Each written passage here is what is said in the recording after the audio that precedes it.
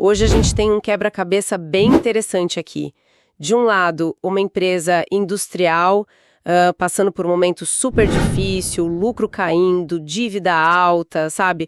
Um pessimismo geral no setor. Basicamente, todos aqueles sinais que fariam a gente pensar, olha, melhor ficar longe. É, aquele tipo de gráfico que dá um calafrio em muita gente.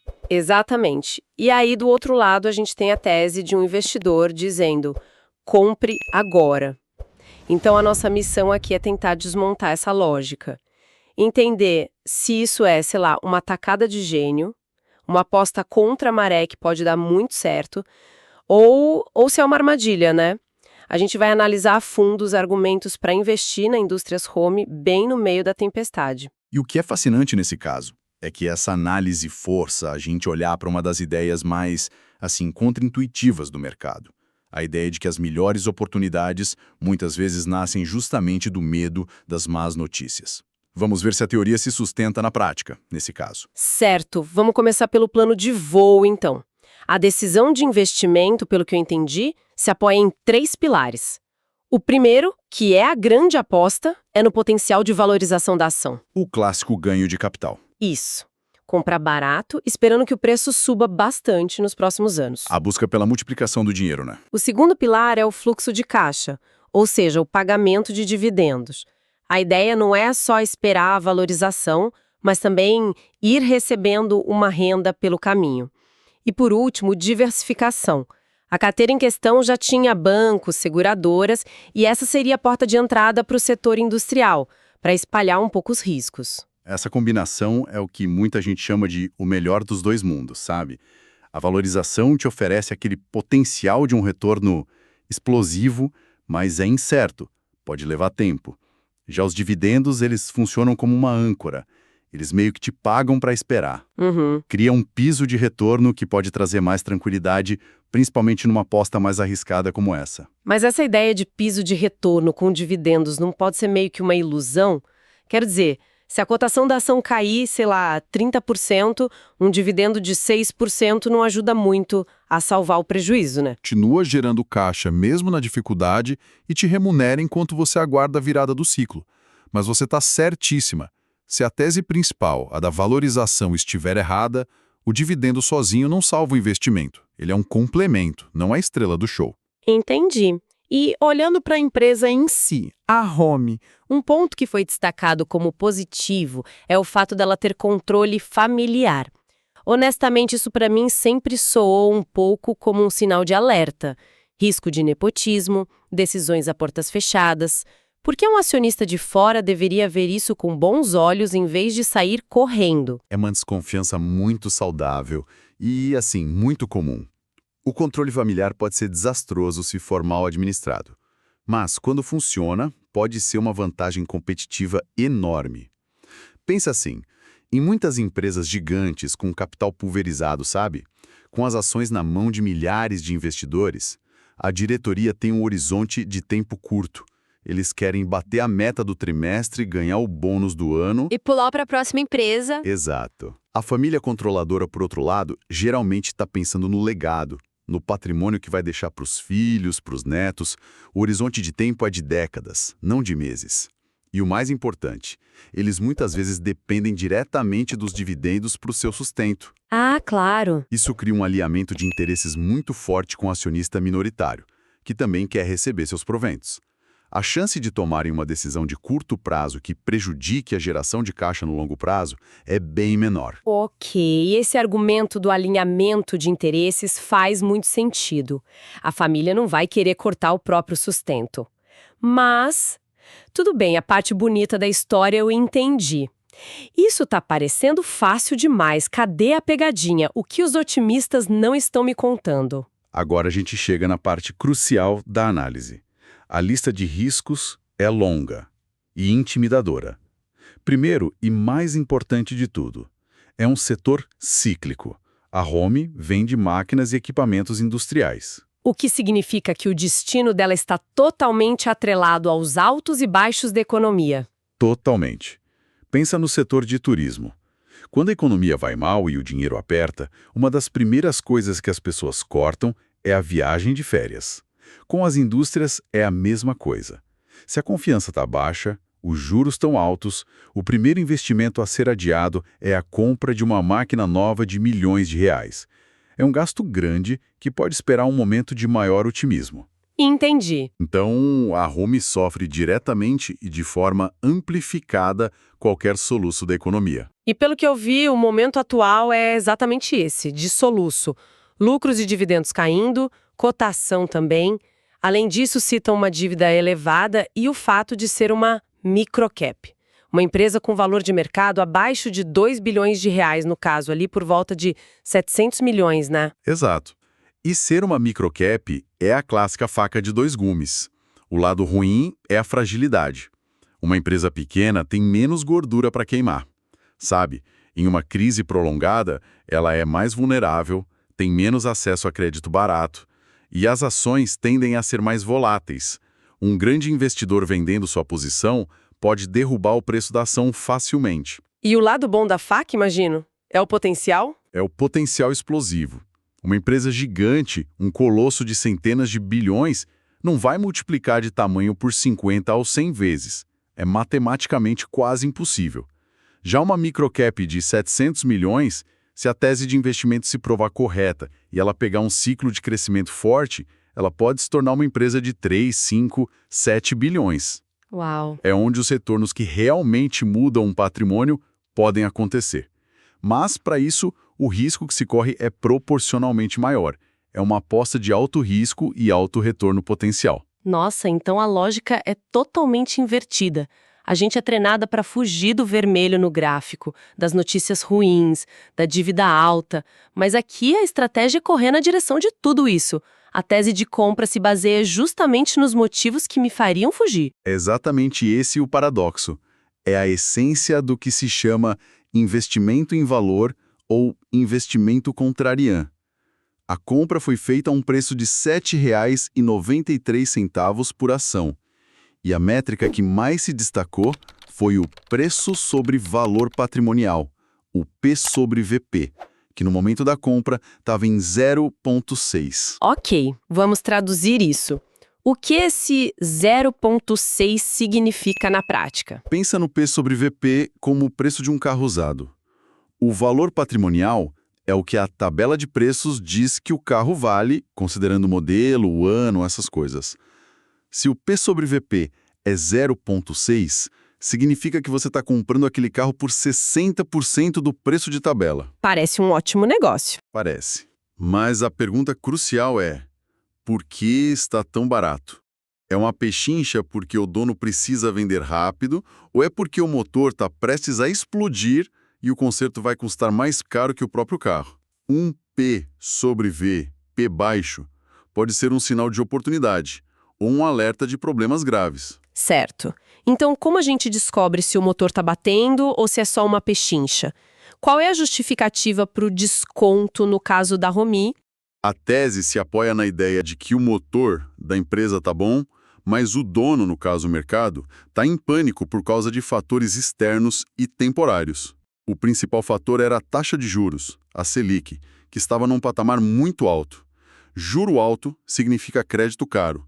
O cliente da Rumi, que é outra indústria, pensa 2, 3 vezes antes de pegar um financiamento para comprar uma máquina nova. A demanda simplesmente some. Ela não some, mas fica reprimida, sabe?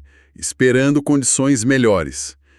E aí soma-se a isso outro indicador, o índice de confiança do empresário industrial, que estava muito baixo. Ou seja, os próprios clientes da Rumi estavam pessimistas com o futuro e, portanto, sem vontade de investir. A análise histórica mostrava que no passado, comprar ações da Rumi quando esse índice de confiança estava no fundo do poço costumava ser um bom negócio.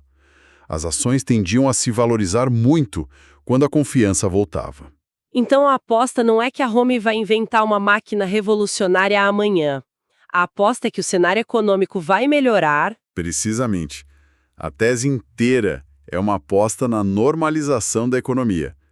A expectativa é de que, com a queda da Selic, o crédito fique mais barato, a confiança do empresário retorne e toda aquela demanda reprimida por máquinas novas volte com força.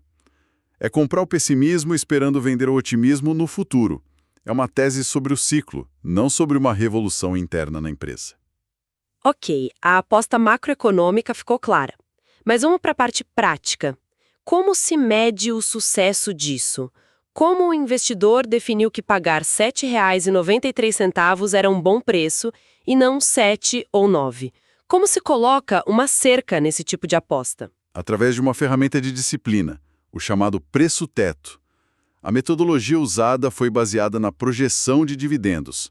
A expectativa era que a Home, mesmo nesse cenário ruim, conseguisse pagar cerca de 64 centavos por ação em dividendos nos próximos 12 meses. Uma projeção, claro, não uma promessa. Exatamente, uma estimativa com base no histórico e na capacidade de geração de caixa da empresa. O investidor, então, definiu uma regra para si mesmo.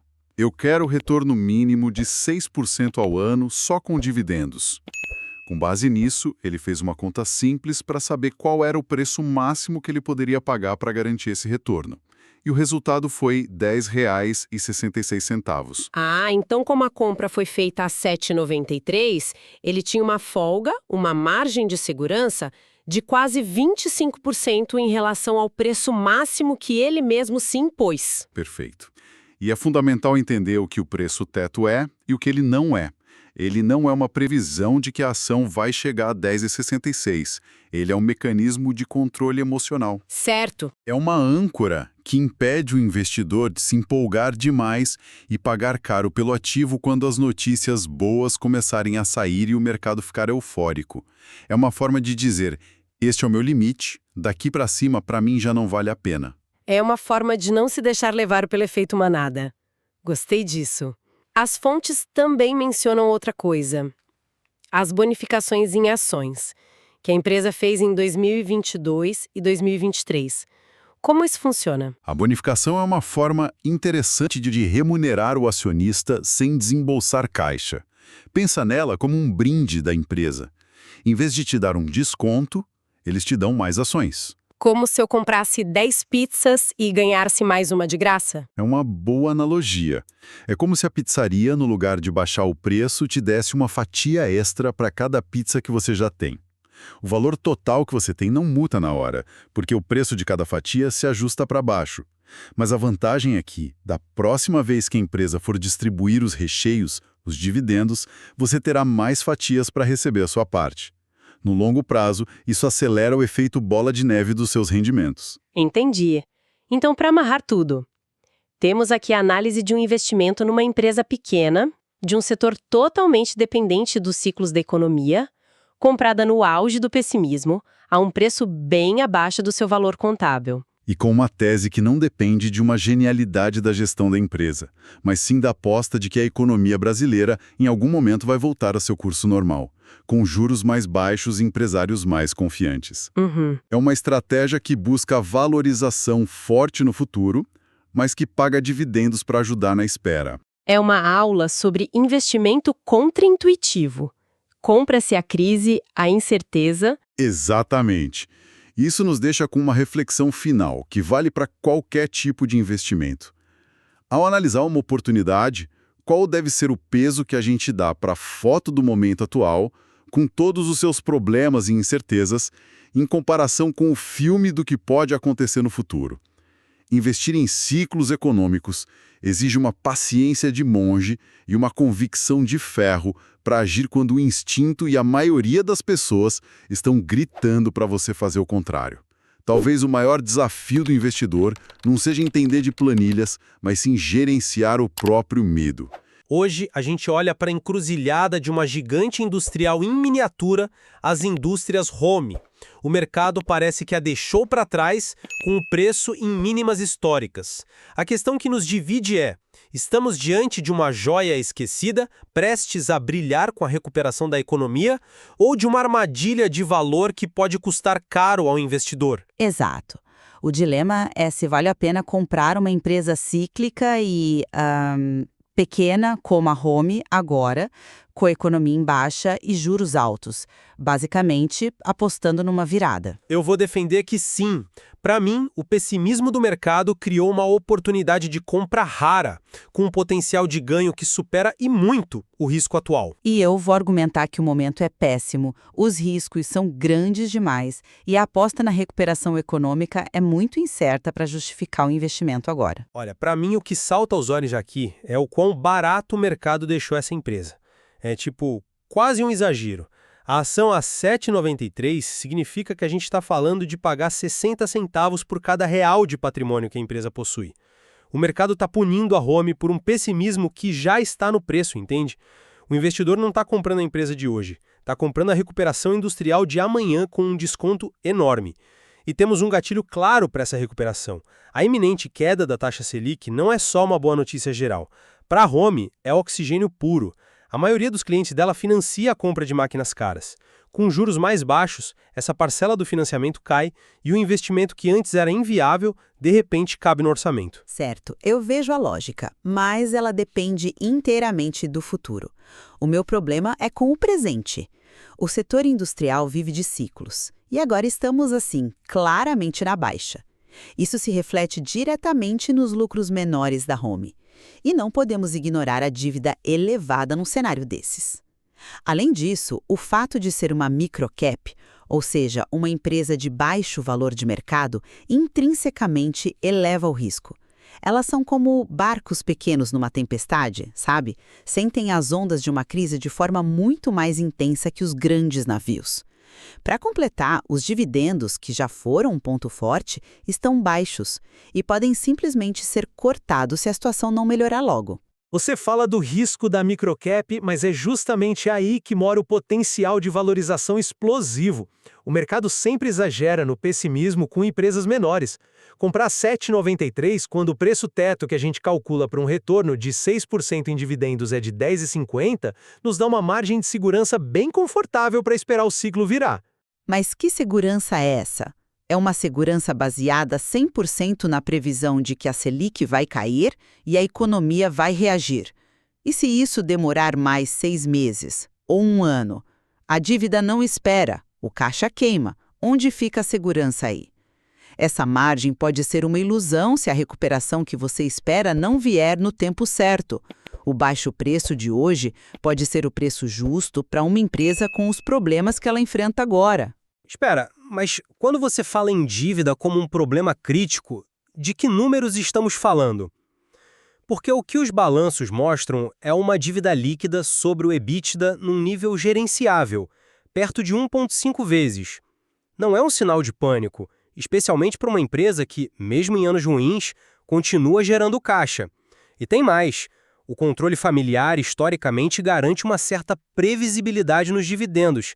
A família controladora também vive desses proventos, o que alinha os interesses, né? Ok, eu concordo com você que o controle familiar pode ajudar nos dividendos. Não há como negar. Onde eu discordo é em usar o passado como garantia. A resiliência de ontem não paga as contas de amanhã. O que a gente tem hoje é a combinação de um setor cíclico, em baixa, uma dívida que existe e precisa ser paga, e a vulnerabilidade de ser uma empresa pequena. É uma tempestade perfeita de riscos. O investidor está assumindo que o futuro será uma repetição do passado, e a gente sabe que raramente é. Resumindo meu ponto, com as ações a R$ 7,93, a Home oferece uma aposta simétrica.